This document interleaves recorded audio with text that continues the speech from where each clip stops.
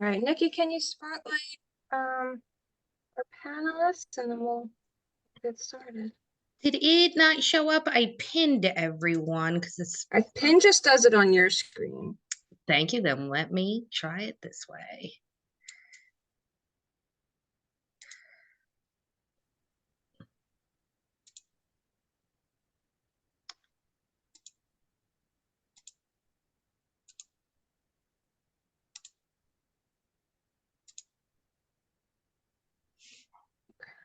There you go. You should be good to go. Okay.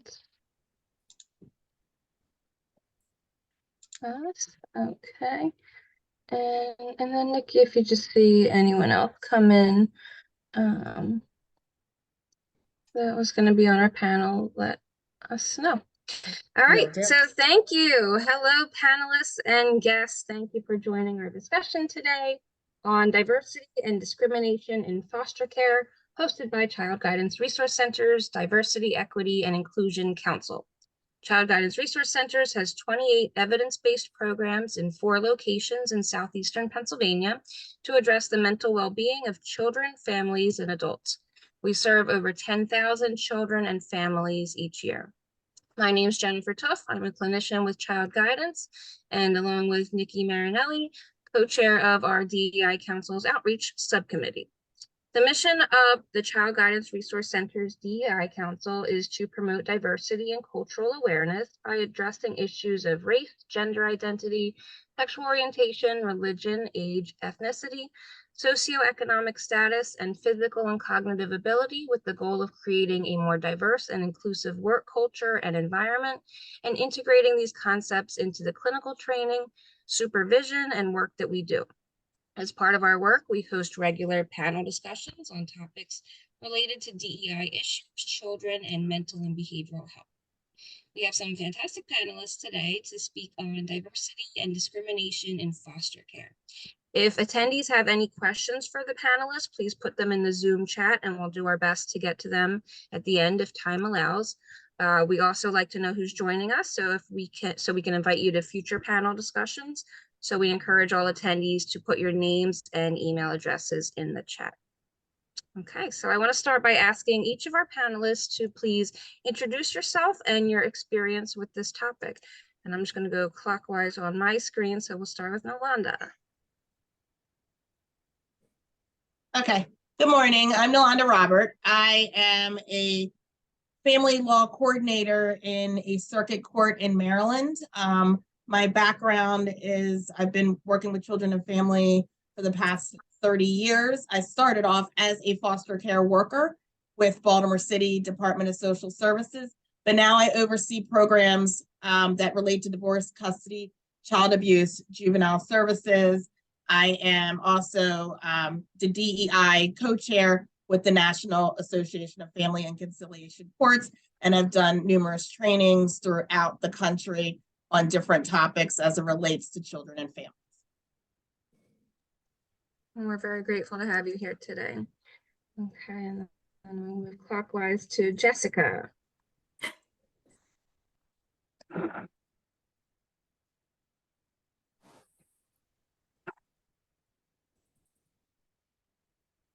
Sorry. Good morning. I'm working off my phone this morning, guys. I'm so sorry. My name is Jessica Redmond, an Outpatient Supervisor at Child Guidance Resource Center. Been there since about 2019, but prior to being at Child Guidance, I was working in child welfare in the Philadelphia area for about 14, 15 years, first starting out as a foster care worker as well, and moving into foster care and adoption, and then progressing into a program manager and assistant director in our department. I also teach and educate women who are dealing with African-American women who are dealing with fertility issues. So I educate a lot of those women in relation to foster care and adoption. So I do a lot of that cross communication as it relates to those things. And I am also probably the most important piece of this is I've also became a foster parent as a result of my encounters in the foster care and child welfare system, and was blessed with 2 lovely daughters as a result of being a foster parent. So that is me. Thank you. And I do see that Amanda Wilson is here as well. And I know that you can't stay for all of it. So you're able to stay till 10 and join us as a panelist? Yes, and Okay. Stephanie Boiler as well. Okay, great. All right, Nikki, can you spotlight the 2 of them? And all right, so I'll go to, I know since you guys can't stay, I'll have you introduce yourselves first. So Amanda, go for it. Hi, yeah, so thanks so much for having me. I'm Amanda Woolston. I'm an author, field instructor, and therapist. I co-own an adoption and foster care focused private therapy practice with my business partner, Stephanie. We also co-direct an educational initiative focused on adoption and foster care called Roots Incorporated. And Stephanie and I were also both adopted from foster care as small children. And then unfortunately at about 9:55, we have to disappear. So thank you for having us for the brief time we're here. We'll have you answer our very first question after this. Stephanie, do you want to introduce yourself? I think Amanda did most of the introducing because it's everything, the same thing she said. So I'll just let it go because we have to leave early. Great, thank you. Well, we're glad you're able to join us for a little bit. And then last but not least, Dr. Avelino. Hi, thank you for coming to this panel and thank you for the invitation. My name is Rossana Avelino. I'm one of the child and adolescent psychiatrists at Child Guidance Resource Center. So we do basically all outpatient work. And I've been at Child Guidance for 10 years. I graduated from medical school in Uruguay and I did my child and adolescent specialty at Children's Hospital of Philadelphia, where I also worked for my first 10 years. So these are my second 10 years. And all through my career, I have always encountered children that are in the foster care system. So for 20 years, I have been in close contact with these kids and their families. You're a big asset to Child Guidance, so we're thankful to have you in your experience. All right, so for Amanda and Stephanie, what issues have you seen in the foster care system that could be viewed as discriminatory? Stephanie, do you want to go first? Yeah, oh, that's a loaded question. I feel like there's a lot of different things you could cover under a broad brush like that, but I think one of the biggest things probably is like a lack of cultural awareness when placing children of color into white rural homes in particular, but in general, it's definitely just around like hair care and just being in spaces where there's like no representation, no racial mirrors, and there's not really an awareness on why that's important. Even though there's like foster care trainings and things like that, it lacks in it kind of showing up in the home. So I was also a caseworker too. So that kind of showed through there, but then also coming in as a clinician now and working with kids and kind of with their parents as well to kind of bridge the gap on that, because it causes a lot more damage than people realize, just to your racial identity and identity in general. Yeah, and I think it's important to know that for everybody to consider how every child in the foster care system has experienced discrimination. Foster care itself, in my opinion, is a discriminatory experience for children. And that's not to say that foster care has never helped keep a child safe or helped make a family's life better. However, even in the best case scenario, let's say a parent is struggling with being safe, a child is temporarily removed, the parent improves, and the family is reunited. That child experiences discrimination for being a child. You have a parent who has done something wrong, but the child is the one who loses everything. They get their entire life upheaved. A lot of of children tell me they feel, why am I being punished for what my mom did? Although on a case-by-case basis, there may have been no other options, it doesn't mean that the way our society treats children for being children doesn't affect them, and they're allowed to be angry about that. The next most important thing to consider, which kind of layers on top of that, is that most kids in the foster care system are what we call multiply burdened. This means that they're carrying multiple forms of discrimination that directly intersect with foster care. For example, Black and Indigenous children are overrepresented in the system. This overrepresentation or disproportionality is an ongoing problem of government systems created by white European American settlers not having interested itself in properly evaluating the parenting and safety of diverse cultures and racially marginalized people. Thank you so much. If the two of you are unable to probably answer the rest of our questions today, we thank you for coming and joining. And if you have a website or any contact info you want to put for people in the chat, we would love that. All right, so Nolanda, I'm going to ask you the same question. What issues have you seen in the foster care system that could be viewed as discriminatory? So I think that's a big question. I know in looking at it, the conversation has been who comes into foster care to begin with and how that is done. I know in the state of Maryland, we tried to do a lot of family team meetings first to keep families in homes with their parents and work on the substance abuse issues, work on the mental health issues while having intensive care, but that doesn't always work. So what we're finding is individuals of color are coming in faster and not getting the same resources as those who are not. And staying in the systems longer. And one of the things we're trying to do is train staff, social workers, because there are brand new social workers. That is a turnaround anywhere throughout the United States. And then looking at bias and wondering why individual bias is affecting how children of color are coming into care. So we are seeing a difference. We are recognizing that there is a 2/3 of a difference of individuals coming into care who are color. Now, once they come in, and I heard Amanda and Stephanie say, children have talked to me who are teenagers who have said, I feel unwanted or they don't understand me because I'm African-American or I'm Latino and can't relate. I will say in some regards, we did have a family from Turkey and my foster care workers managed to find a home where family spoke Turkish.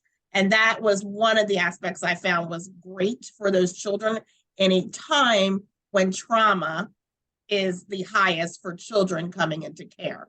And so in looking at that reduced a little bit of that trauma for them, having a Turkish-speaking family able to work with them while we figured out what we were doing next with the children.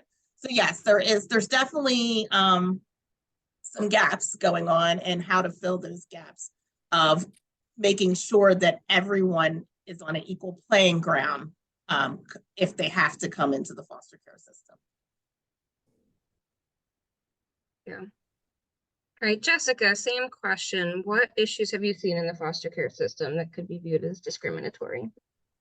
I can definitely echo much of what the ladies have already shared as it relates to over-representation of children of color at large in the foster care system. This probably was the most heartbreaking for myself, having to many nights stay late at night because there's no homes that are available for children that are maybe like having to sleep at a DHS office, which was the Philadelphia foster care system, which they implemented a new system so that wouldn't happen.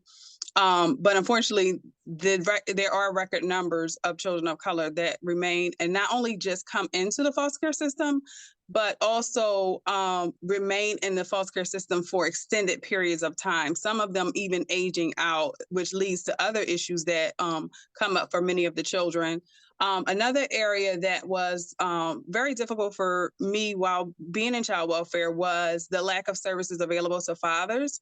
So there were a lot of fathers who we would have who were trying to gain custody of their children. However, there was no shelters for fathers with children. There were no programs that were, or limited programs that were available for fathers to be able to gain their children. And honestly, the fight for fathers to get their children back wasn't as pushed as it was with some of our mothers. So we had to be very creative in relation to trying to get children reunited with their fathers.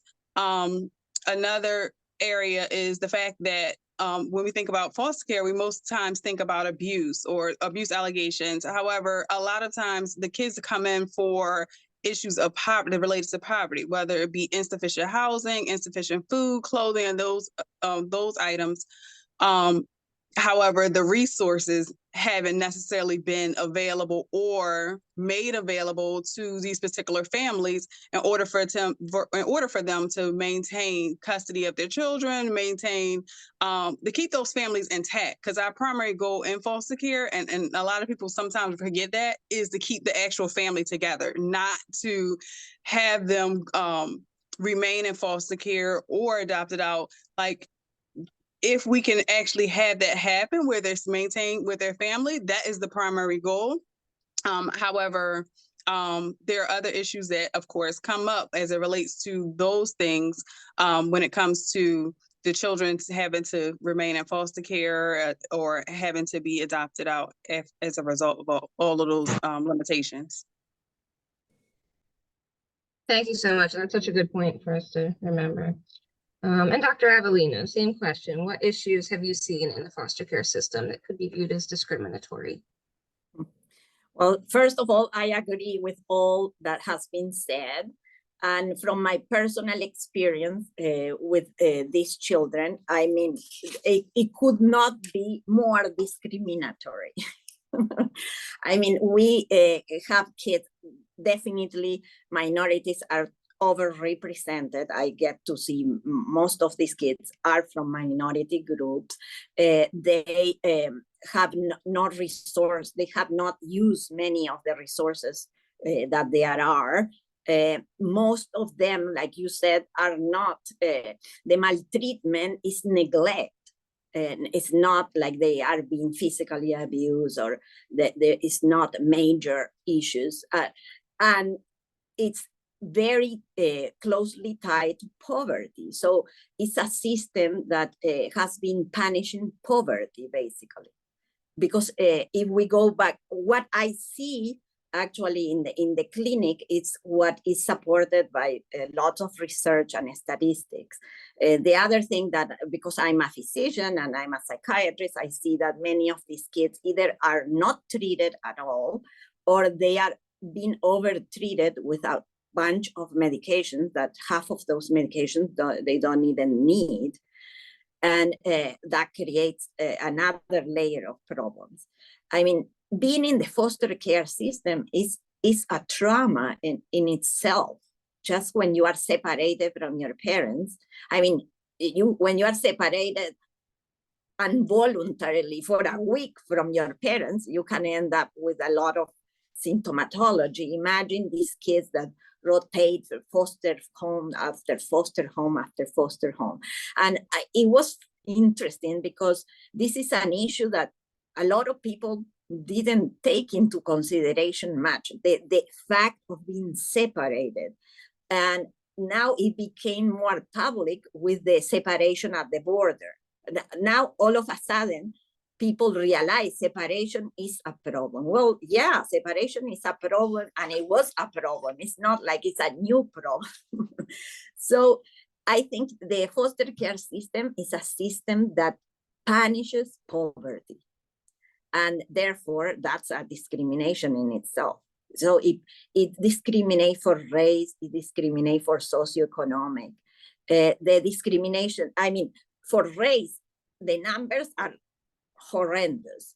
There's 24% of the kids that are in the foster care system are African Americans, but the population is only 14%. So imagine the disproportionality. The Native Americans are also overrepresented. With Hispanics, it's interesting because they are underrepresented at a country level, but they are overrepresented in 20 states. So that creates issues also. And there are statistics that say that if you are an African-American family, your chances of being ever involved with the child welfare system of your child is 50%. Those numbers are horrendous. So it talks about systemic racism. It's not just, so it was a system created to punish, basically.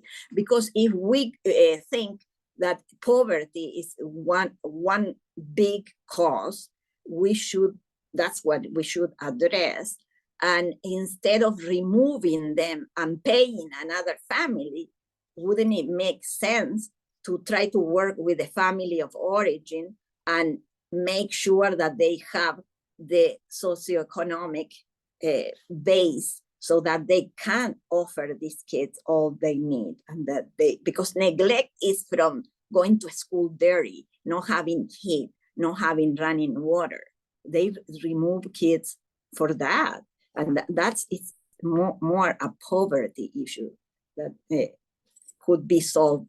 And actually, there are also numbers that say that if you increase in $1 the minimum, the wage of a single mother, because this was done with single mothers, it decreased the neglect by 10%. Can you imagine? So that those numbers to me are unbelievable. That we as a country cannot do a better job, because they have solutions. In fact, with the stimulus pact, a lot of kids lifted out of poverty, and we had those numbers too. But now they don't have it anymore. So it was just transitional during the pandemic. So numbers talk by itself. And I mean, I think this is a systemic difficulty. And I mean, I do understand that the foster care workers try to do a magnificent job with what they have, but it's a problem more of the system, not of the workers. Thanks. Thank you so much. If you have any links to all those numbers or information, I'd personally just love to see them, or if you put it in the chat. Okay, so a lot of you kind of answered the next question in your answers to the one that you just answered, but so I guess in addition to expand on what you already said, and I'll start with Nolanda, what issues or struggles do children, and particularly children with marginalized identities in the foster care system face?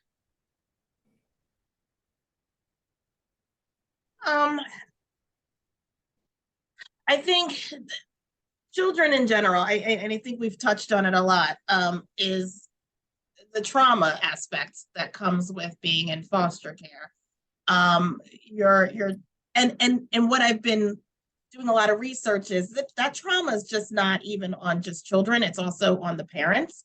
So you have parents that are not doing their plans to get reunified with the children because they're traumatized because they're separated from the children.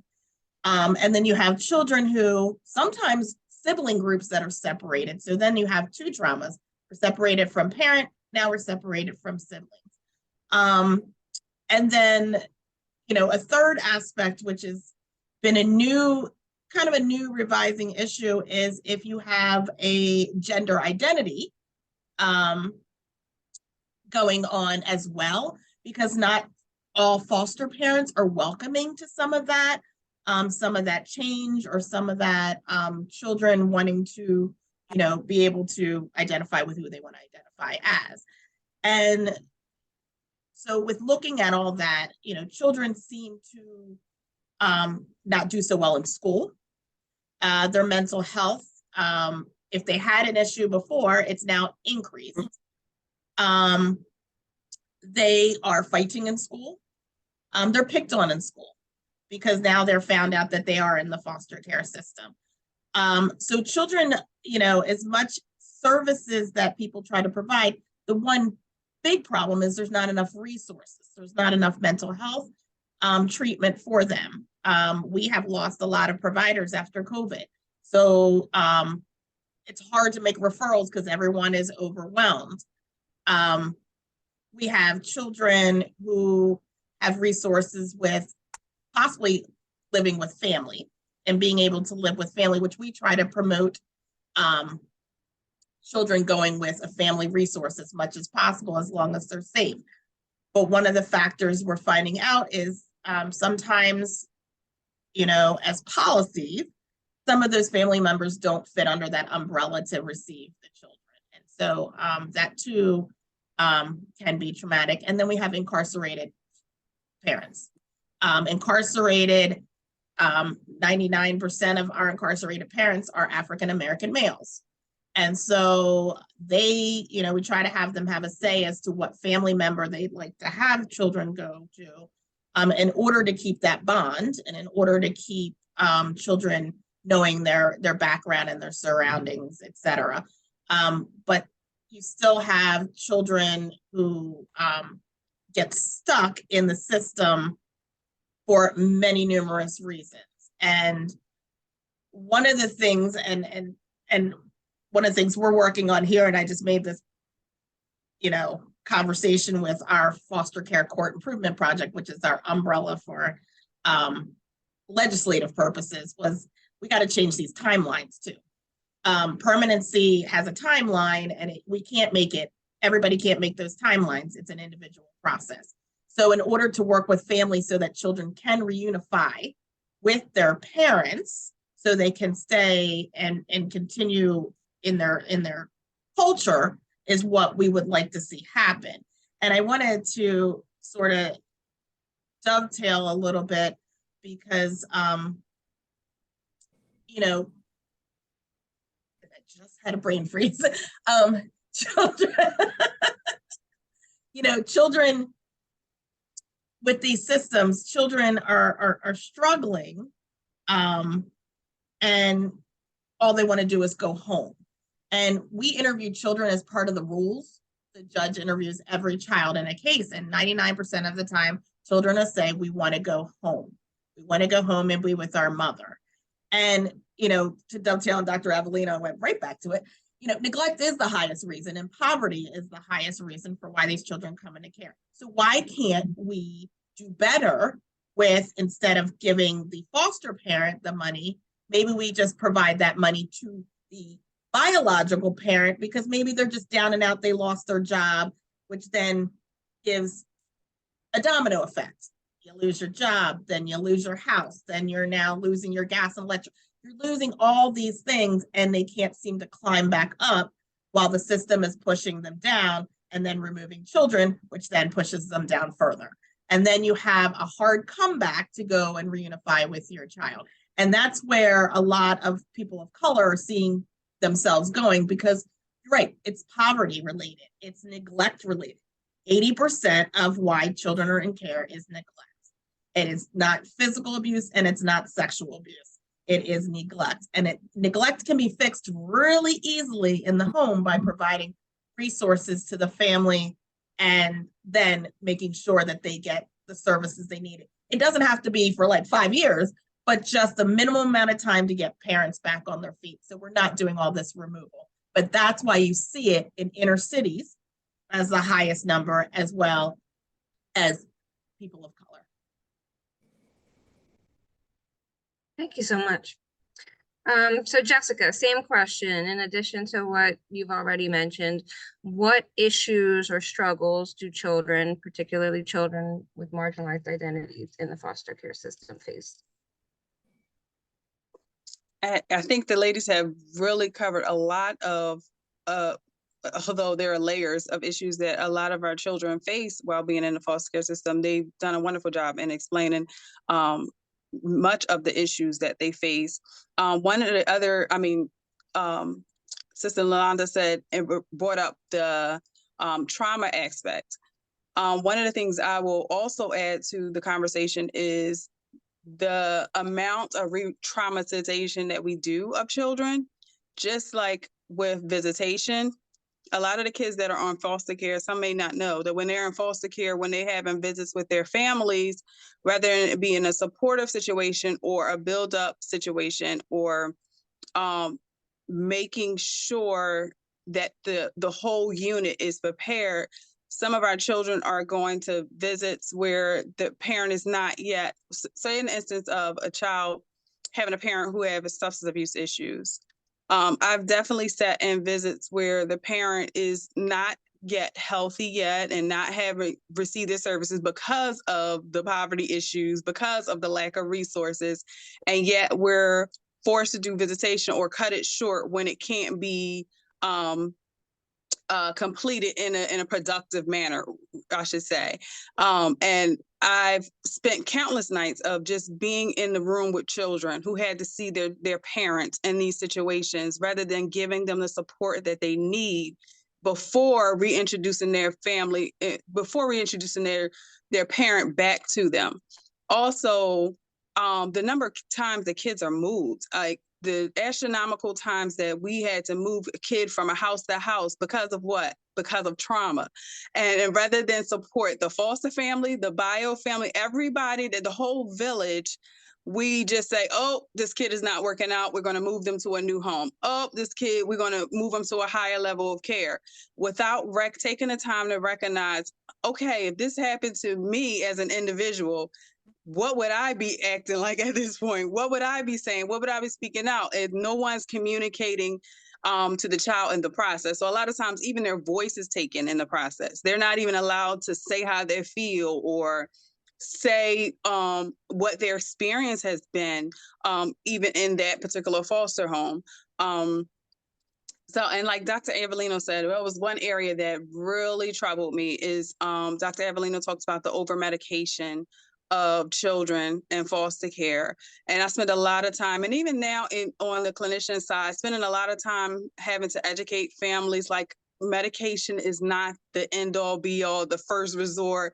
Let's take a look at the whole situation. Like, we've had kiddos who may not have been eating properly and they're acting out in school. Okay, well, they're grumpy because they didn't eat this morning. And rather than over-medicating our kids,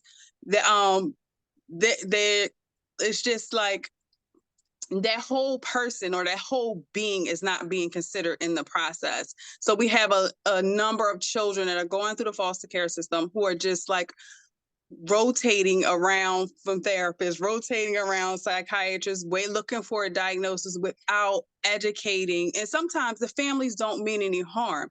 They just haven't been educated in regards to the whole process, and haven't been educated that they actually have a voice in the matter. They can ask questions. They don't have to just go with what's being said. They can, advocate for themselves and advocate for their child. That's just some of the things that I've noticed being in foster care. Those are all great points. Thank you so much. And so, Dr. Avelino, again, you touched on this with your last response, but sure. I mean, like we said, all these kids have experienced trauma. So that's 100% of these kids have experienced trauma, because the separation, if we only count the separation, that's a trauma.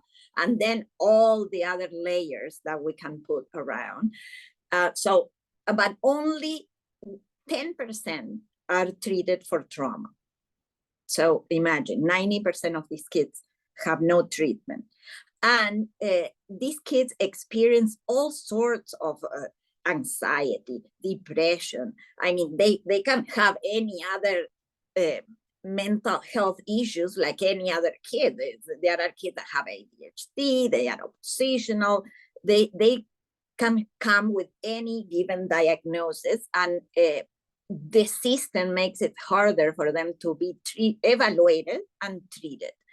To evaluate them, we need a lot of information. Psychiatry is based on a history. We are not like other specialties where we can ask for an MRI or an ultrasound and then we will know what's going on.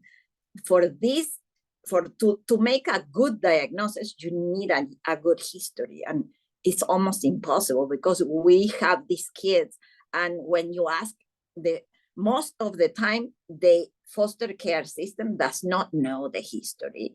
We don't have the biological parents available, and the foster parents have very little information. So we do not know sometimes whether they have had any mental health treatment, whether they have a mental health disorder that they came with. Then when we evaluate and decide on a treatment, which the treatment is as good as the diagnosis you made, and the diagnosis is as good as the history you got. So we are starting already on a bad foot.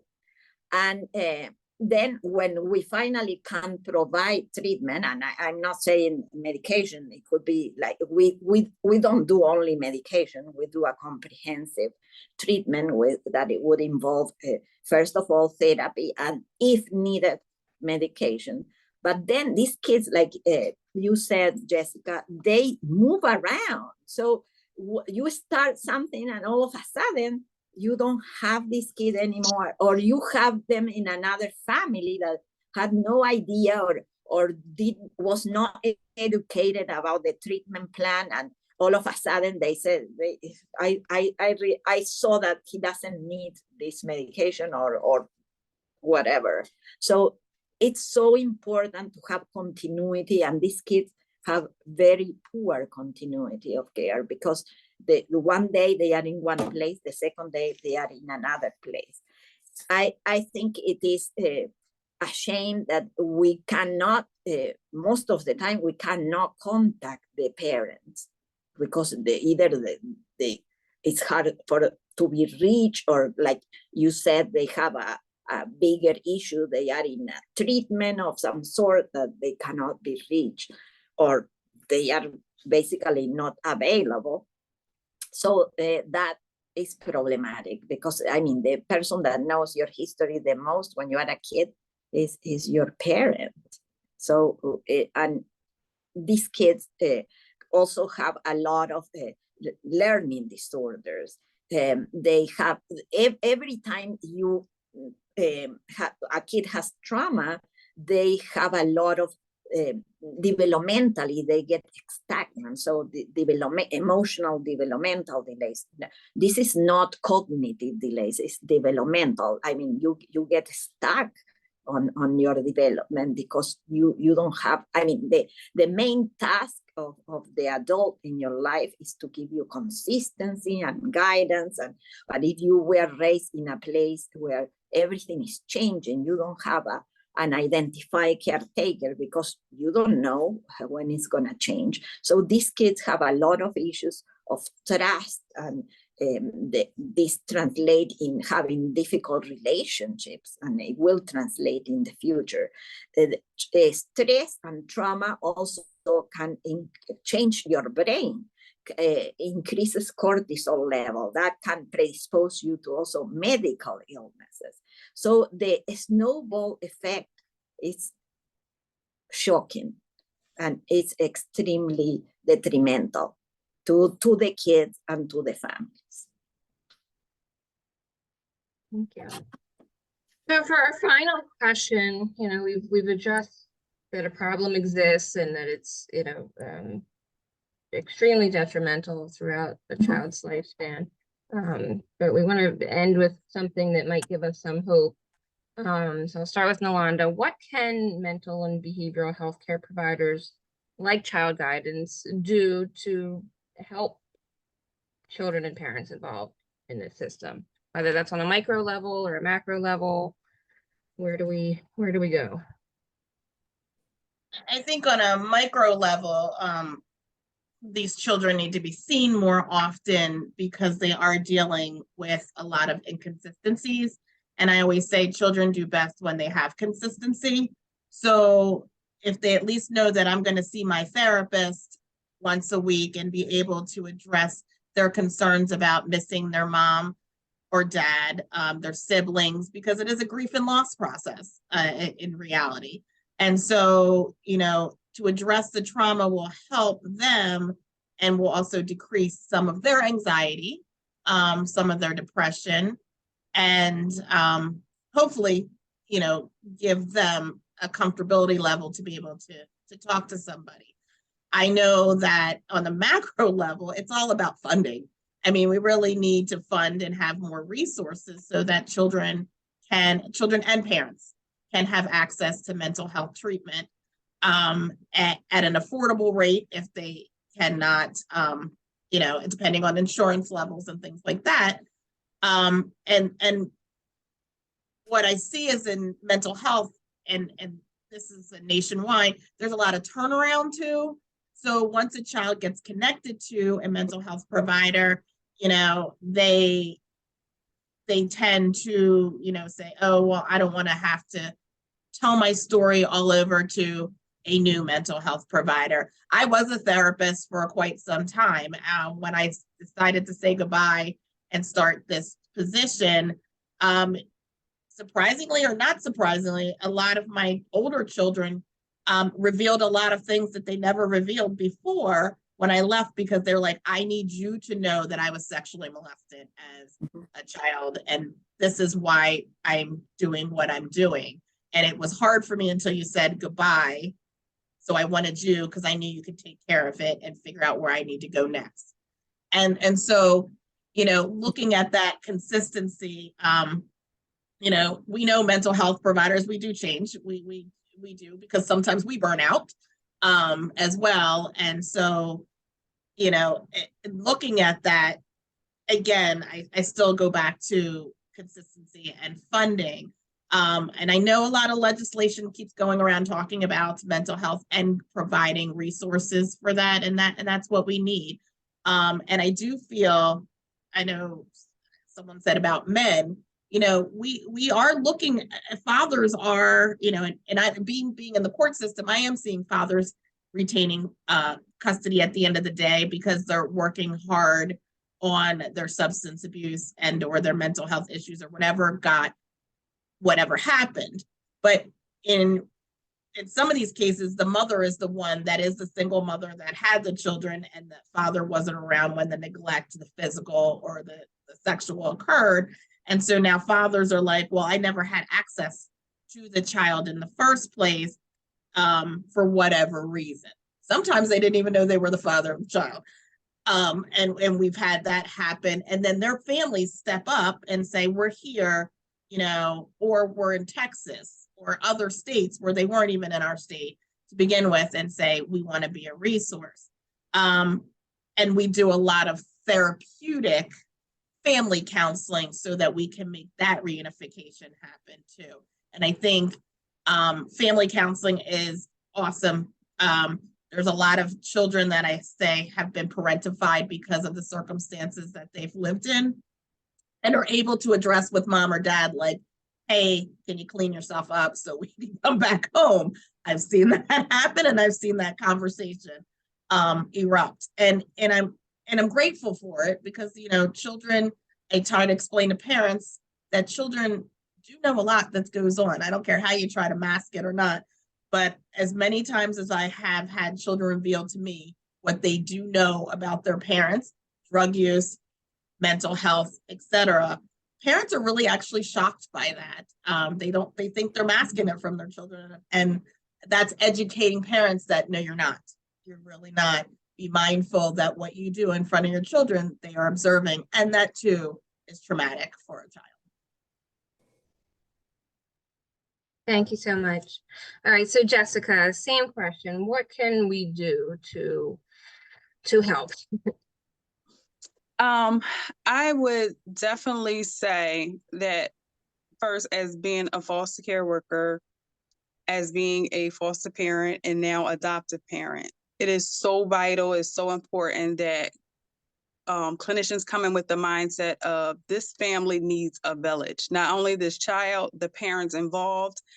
And if we can create that village of support for that entire unit, it will be so much helpful. Like you said, the lack of funding isn't evident. Like, we just know that it's not there. The burnout is definitely, the turnover rates are definitely there. So with keeping that in mind, the importance of helping families identify all those levels of support when this clinician can't be there. Many of our outpatient therapists, like, they're overworking themselves, and sometimes we have to pull them back because they're just like overextending themselves and they want to do so much.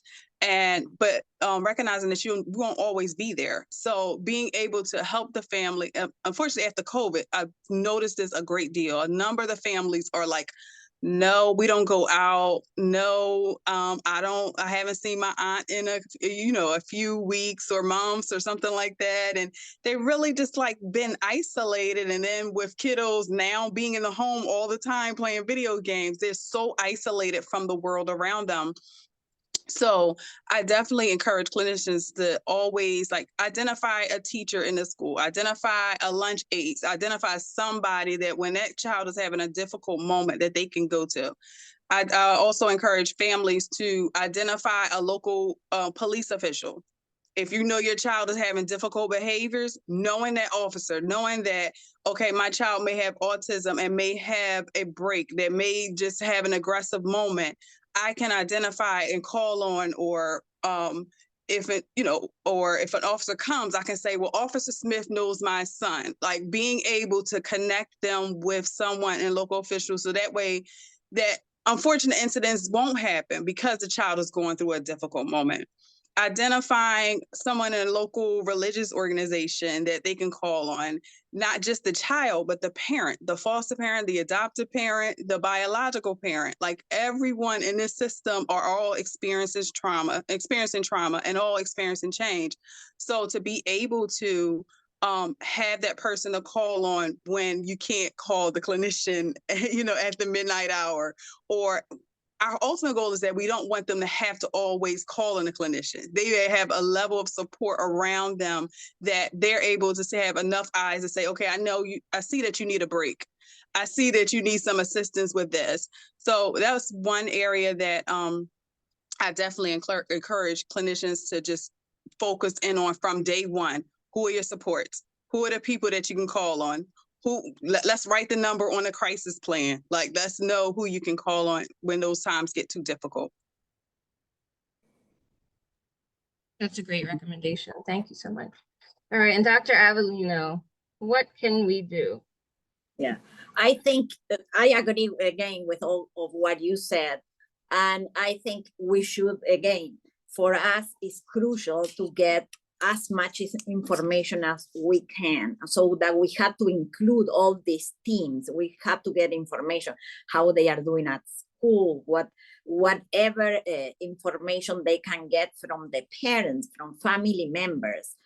This is very important for us. We should be better at working with the whole team, like you said, Jessica, that we all are in communication with each other. And I think these kids should have a mental health case manager, no matter what. Each kid that is in the foster care system should have a mental health case manager that could help to bring together everybody. We should be also more understanding of that sometimes it takes them a little longer for them to create rapport and not to see as, oh, they don't want treatment, I'm not gonna show up because anyway, to insist. You still have your appointment, whatever time it is. You show up and you try to see if there's a breakthrough there, because it will take a lot longer. These kids have gone through so much, and trust is not easy for them. And I think also we should, I have again, we also should have the bigger picture, that is to maybe as an institution to advocate for much more resources for this population, and as in a government level to advocate for a foster care system that is not so punitive and that help families to stay together and not to break them up. I think that will be my take. And the other thing that, yes, I wanted to say that this is doable at the level of an agency. Maybe we should have classes for foster parents to educate, because a lot of parents don't understand the behaviors that these kids show. For example, to me, it's always puzzling when they come and say that they don't understand what they are hoarding food, that they hide food all in under the mattress. And why are they doing this? They have the food in the refrigerator. I don't understand. Well, yeah, they are going, because these kids are so afraid that they are not going to have it. And they are so used that it can take years not to do that, to kind of click that, no, you are going to be fine. You're not going to starve. But, and that's an example, but there are so many other behaviors that they have a hard time. I think there's this idea that, oh, now you are fine. You are in a nice house where you have heat and water, and you should be fine. What's wrong with you? And obviously, it's not that easy. I mean, these kids carry a baggage, and we have to understand that. And everybody who come in close contact with them has to have a clear understanding of these issues and not pathologize every single behavior. This is a coping skill of the kid, maladaptive, but coping skill. And we should help them to have better coping skills, but it's not an illness in itself. Okay, so. Absolutely. Yeah. And Sarah in the chat, it would be wonderful to have classes available through the free library, whether remote recordings or in-person groups.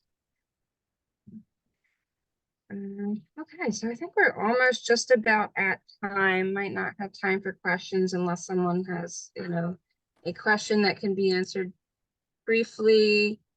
Okay.